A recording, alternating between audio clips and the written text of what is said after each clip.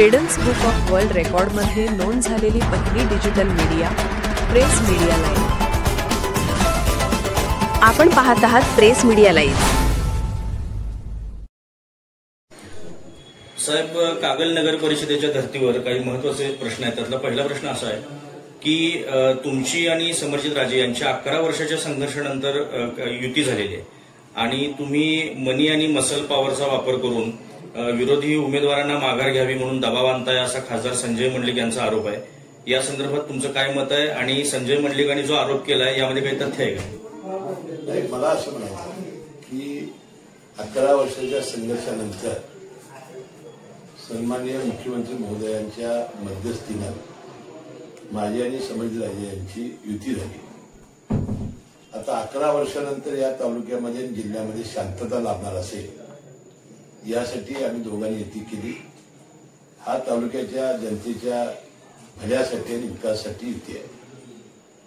आता जे आमच्या विरोधी उमेदवार संजय मंडलिक यांनी जे उभे केलेले आहेत ते आहेत सगळे हमीदवाडा कारखान्याचे कर्मचारी, त्यांच्या कर्मचाऱ्यांच्या पत्नी, त्यांची मुली, आणि अशी पद्धतीने त्यांना कर्मचारी असताना आणि ते घेऊन जात आहेत म्हणजे त्यांना कर्मचाऱ्यांच्यावर सुद्धा विश्वास राहिलेला नाही।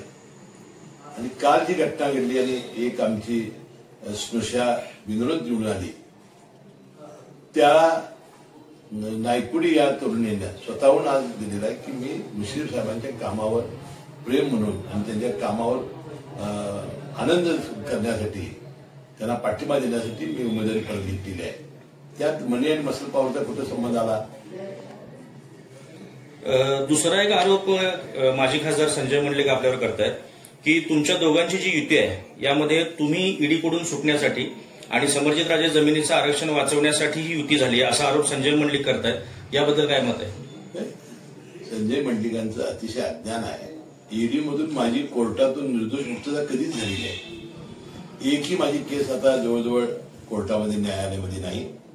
त्यापूर्वी सुद्धा माझ्यावर काही आम्ही दोघं एकत्र आल्यानंतर जनता नाराज होईल किंवा त्याचा फायदा होईल, त्याचा फायदा आम्ही होऊ देणार नाही। जनतेच्या विश्वासावर आजपर्यंत आम्ही मोठे झालेलो आहोत। जनतेचा विश्वास कधी आम्ही केला नाही। आता परवा झाल्यामध्ये लोकसभा निवडणुकीमध्ये आम्ही दोघांनी इतका चांगला प्रचार करून मताधिक्य मिळवून देऊन सुद्धा त्यांनी असं परवा वक्तव्य केलं की आम्ही दोघांनी विरोधी प्रचार केला।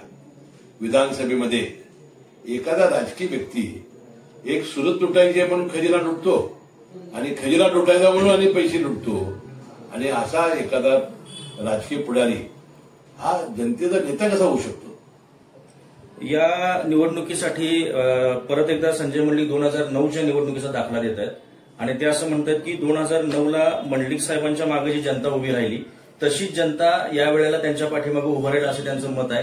तुम्हाला काय वाटतं? आता मंडलिक साहेब कुठं आणि संजय मंडलिक कुठं? मंडलिक साहेबांचं काम किती? आता याबद्दल मी संजय मंडलिक यांच्यावर मी अजून बोलायला होतो, बात दूर दूर तक जाएगी।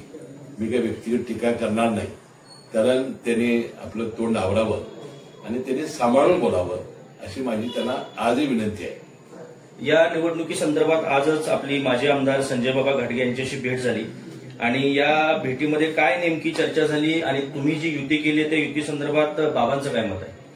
आज माजी आमदार, माझे ज्येष्ठ मित्र संजय बाबा घाटगे, जिल्हा परिषद माजी शिक्षण समिती सभापती अमरीश घाटगे यांची भेट झाली बँकेमध्ये, आणि जो युतीबाबतची जी घटना घडली त्याची सविस्तरपणानं मी त्याच्याशी चर्चा केली, त्यांना माहिती दिली आणि मला वाटतं त्याचं समाधान झालं असेल।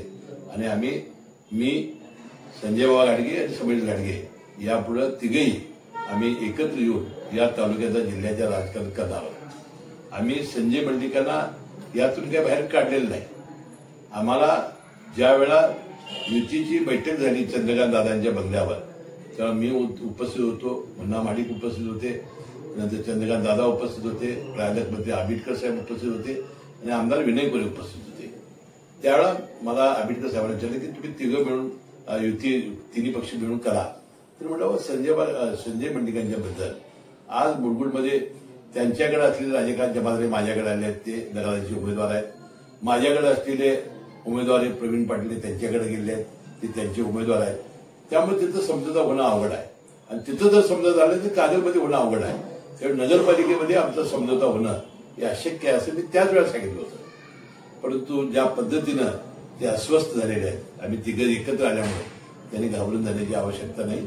युती म्हणून काम करण्याची आमची इच्छा आहे, योग्य ते करायचे आहे. परंतु अशा पद्धतीनं वक्तव्य करणं, बिनबिळाचे आरोप करणं हे संजय मंडलिकांनी सोडून द्यावं असा एक इशारा मी आज या निमित्ताने त्याला देणार आहे. प्रेस मीडिया लाईव्ह न्यूज चॅनलला लाईक करा, शेअर करा आणि सबस्क्राईब करा.